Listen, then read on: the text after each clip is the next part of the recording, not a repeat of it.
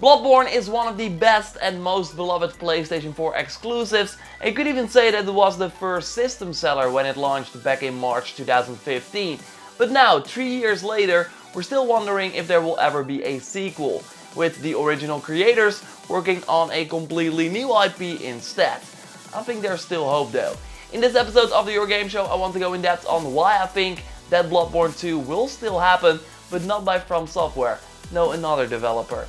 So if you enjoyed that, then a like would be super appreciated, and let's go! We finally know what that weird Shadows Die Twice teaser that was shown at the Game Awards in 2017 is all about. Sekiro Shadows Die Twice, an action game where the katana is your primary weapon and you can go stealthy and also use a grappling hook to get higher up. At Tokyo Game Show 2016, IGN reported that FromSoftware is working on 3 games, one of which is a mech game, very likely to be Armored Core. The other one was a very weird one, according to From, and that's probably the at E3 announced PlayStation VR game called Zinity. And the third one was a dark fantasy game. I think we know is Shadows Die Twice now. So sadly no room for Bloodborne 2, with From having their hands full and also having to finish Sekiro since it's slated to release in early 2019, with the VR game already coming out this year. So I don't think that they are making Bloodborne 2 right now, it seems very unlikely. Also with Activision as the announced publisher, it seems like FromSoftware will likely make a follow-up to Sekiro if the title is successful, before working with Sony again on Bloodborne 2. I mean, Activision is not known for one-offs looking at their franchises. I mean, they even made a prototype too. I would not be surprised if there was a deal in place with FromSoftware to at least publish a sequel as well. So you could think that this leaves Bloodborne 2 in the cold, but I don't think so. You just don't throw a franchise away that is loved by so many fans and sold extremely well. Sony would not do that. Because that is the thing, FromSoftware does not own the rights to Bloodborne, but Sony does. Just like they own Uncharted, for example, hence why they let Sony Band make an Uncharted Vita game without Naughty Dog. Rumors even suggest that a new Sony San Diego studio the PlayStation maker opened this year is working on a next-gen Uncharted game. If Naughty Dog does not want to work on the franchise anymore and is ready to move on, then Sony will just find another way to get a new Uncharted that will of course move a ton of units. This shows you that Sony is willing to give games to other studios to continue their legacy. Little Big Planet 3 is another example that Sony gave to Sumo Digital while the original creators Media Molecule worked and are still working on a new PS4 game called Dreams. And I can totally see Sony do this for Bloodborne as well. While FromSoftware made the game, Sony owns the IP so they can give it to any studio they want, and I think there's one studio that would love to do it and also helped create Bloodborne, and that is Sony's own Japan studio. It's not entirely clear what Sony Japan did compared to FromSoftware, but it seems like a joint effort to get the game to the PlayStation 4 in a timely fashion. An IGN first video that was made around the release of Bloodborne back in March 2015 gives us a good insight in the development of this PS4 exclusive. In this video it was noted that while game developers normally come with their ideas to Sony, in Bloodborne's case it was the other way around. Sony Japan wanted to work with Miyazaki-san, the director of the Souls games, on a Soul type of game and approached FromSoftware with the idea of Bloodborne. So it was Studio Japan who was interested in making this game, so yes, I totally think they want to make a sequel as well. On June 30th, 2017, IGN had an interview with the Japanese studio. So this was after they released Gravity Rush 2 earlier that year and The Lost Guardian at the end of 2016. At that point, they were still finishing up Knack 2 that would release in September of 2017. So at that point, the internal team were as much freed up as noted in the interview. So they were thinking about starting up several new titles. And while we don't know what those games will be, it was noted in that same interview that Sony likes to have an equal mix between new IP and also continuing popular IPs. I found this part interesting, saying that it's hard for a Japanese studio to find a big success elsewhere in the world and that the risk is getting bigger with more investment. So what would be a less of a risk for this studio? Of course, a sequel to a much beloved game. A sequel that people want and will likely sell a few million copies. And I would argue that Sony Japan needs a guaranteed success at the moment, with Gravity Rush 2 being a flop, with Sony wanting to drop the online functionality of the game a year after its release. Knack 2 sold really bad, and The Last Guardian was not even in the top 10 of best-selling games of the US in the month it came out. Also, this line from the IGN article points towards Bloodborne 2 being a smart choice for Sony Japan. Here, Shuhei Yoshida, the president of Sony's worldwide studios, says that the Japanese developers have to find their own niche, because it's hard to compete with big teams in the US and Europe, and this Soul series, or in this case the Bloodborne series, is a niche that they excel at, that Japanese developers have mastered, and it does have a big resonance. Sony admits that one of the biggest blunders during the PlayStation 3 generation was to not publish Demon's Souls in the West. Demon's Souls, of course the first Souls game made by FromSoftware, was exclusive to the PlayStation 3. Only Sony never thought it would be a good game. Yoshida even said that he thought that the game was crap after playing it, so Atlus and Bandai Namco ran with it, and Bandai Namco even went on to let FromSoftware make the Dark Souls series that has obviously been super successful. So yes, Sony now finally has their own Souls type of game, an IP that they can do with what they want, that already proved to be successful on their platform. And I find it hard to believe, also looking at the history, them admitting that they made a big mistake, that they don't want to continue with the Bloodborne series. Shuhei Yoshida is a big fan of the Souls series now, tweeting a lot about the Dark Souls remastered game that was recently released, so of course he would want a new Bloodborne as well. I would say that I'm like 90% sure that Bloodborne 2 is coming by Studio Japan, who has already had a ton of experience with the series since they co-developed the game as well. And we also got interesting rumors to back a sequel up. We for example got a big Polygon article they posted just before E3 that included all the big rumors they heard going into the biggest gaming convention. Like for example 3 Gears games that in the end showed up as well. We got a Funko Pop one, the Tactics one, and of course a proper sequel.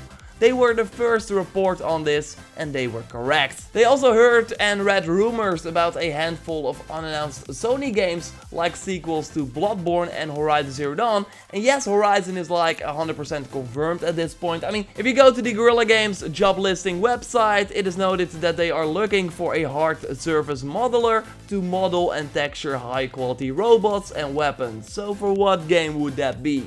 So yes, it's interesting that Polygon also heard about a Bloodborne sequel. Then recently we saw an Amazon Italy leak that suggested that Bloodborne 2 would also be coming, although it also included Sunset Overdrive 2 that was quickly debunked by Insomnia Games, of course the developers of the original.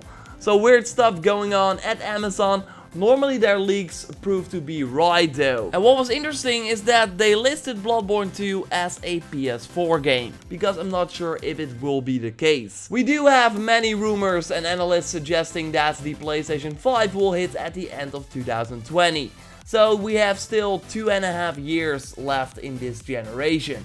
And after Spider-Man that launches on September 7th, Days Gone slated to hit on February 22nd, and Dreams somewhere in between as well, it means that Sony only has 3 more big exclusives planned in little less than a 2-year time frame. Ghost of Tsushima, that I reported was only 55% done, as I heard from developers at E3 2018. So I think an early 2020 release for that samurai open world game is likely. Then we got The Last of Us Part 2 in 2019 probably, and Death Stranding, who knows when that will release. But my point is that this does leave some space in between those big exclusives for titles like Bloodborne 2 and the next Horizon. In my why I think Horizon Zero Dawn 2 will likely be a PS4 game video, I made a point that if indeed the games Sony showed at E3 2018 are the final PlayStation 4 exclusives for this generation, then what will Sony show during the other big conferences they have planned before they start talking about the PlayStation 5? Sony has been moving from multiple shows per year to 2 big ones, one in June, so at E3, and the other one at the end of the year, so either PlayStation Experience or Paris Games Week. If the PlayStation 5 will launch at the end of 2020, then we at least have 3 big shows left before they start pushing that new hardware. Since I don't think Sony wants to start talking about the PlayStation 5 more than a year before its release, I think Sony will likely roll the PlayStation 5 out like they did with the PlayStation 4, where they started talking about it in February 2013 and launched it in the fall of that year. So I think Sony will start talking about the PlayStation 5 in February 2020. So I think it's hard to believe that Sony will not have any new first party or exclusive announcements at Paris Games Week or the PlayStation Experience in 2018, E3 2019, and then the fall of 2019 show as well. Looking at the development of Horizon Zero Dawn and when they likely started working on Horizon Zero Dawn 2, I thought it made sense that they would tease it at the end of this year with a full gameplay reveal at E3 2019 and then a release in 2020. Of course, check out that in-depth Horizon Zero Dawn 2 on PlayStation 4 video for more details, but it could be that Bloodborne will follow the same route. Going back to that IGN interview about Studio Japan, it was noted that they felt that the studio fell behind in terms of technology and that they started to build that up again with the PlayStation 4. So my question is, will it be smart to have that studio that struggled in the past with creating content for a new hardware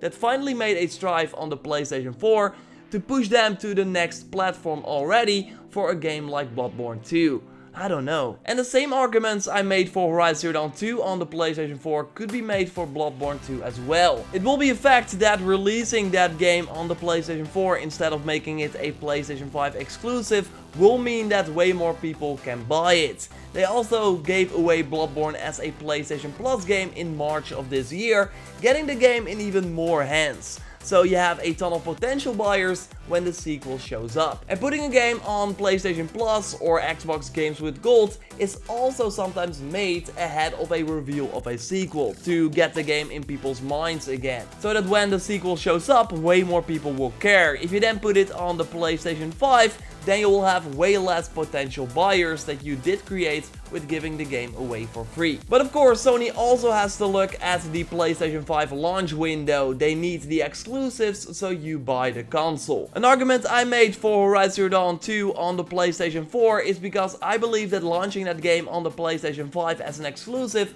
would be a mistake, because you then limit the franchise growth potential. Because I totally believe that Horizon Zero Dawn 2 has way more franchise potential than Bloodborne. Horizon can be a merchandise machine. We already saw that with Funko Pops, a lot of plushies and stuff like that. It can totally have a movie one day. Something that I don't see happen for Bloodborne. Not that I think that Bloodborne has to be a franchise like that it has to get a movie or something. Bloodborne is for the hardcore gamers. But you could make the argument that the hardcore gamers will likely buy the PlayStation 5 day one. So having Bloodborne 2 as a launch title would then be great. It could be a system seller just like the first game was. And it might also make the FromSoftware is not working on this game less of an issue, because at the launch of a console people just want to play new games. And Bloodborne 2 could totally be that. Like I said, I'm like 90% sure that we will get a new Bloodborne game. I mean, Sony wants this, right? It sold extremely well, a lot of people are looking forward to it, and they got this studio that has no current projects, a lot of like failures, you could say, and they got experience making this series already. So seems like a safe kind of bet there, but I'm curious to hear your thoughts, of course, in the comments down below. Still not sure about the PlayStation 4, PlayStation 5 kind of arguments, kind of discussion. I think Horizon Zero Dawn 2, PlayStation 4, Bloodborne, I'll lean more towards PlayStation 5. But of course, let me know what you think in the comments down below. Hope you join me next time for a new episode of the Your Game Show, where I predict things based on research, just like we did right here. So the schedule is a little bit weird. I know I was aiming for every Sunday, but now with holidays coming up, gotta prepare videos for when I'm gone, and just not a lot of stuff going on in the gaming industry as well, where I can kind of make a video about. Although this Bloodborne thing, it kind of like came up again after the Amazon Italy leak. I thought, hey, I had this idea. So yeah, so wanna go back to the weekly thing, but I'm not sure also with the kind of games that are coming out at the end. Spider-Man, Assassin's Creed Odyssey, and of course Red Dead that I want to cover here a lot. I don't know if I have time enough to make this so as well researched as possible, because of course, yeah, you want to have the best video possible. So still gotta like figure it out. Really appreciate the support on these episodes. Was cool to see that people were asking about it when it was not there the previous Sunday. Again, I apologize for that. But yeah, hope to see you next time for a new episode. Don't know when that is. Again, holidays coming up and other stuff, but it will be a good time. Thanks for watching. Drop a like to support the channel, of course, and subscribe if you haven't already. And I'll speak to you next time. Goodbye.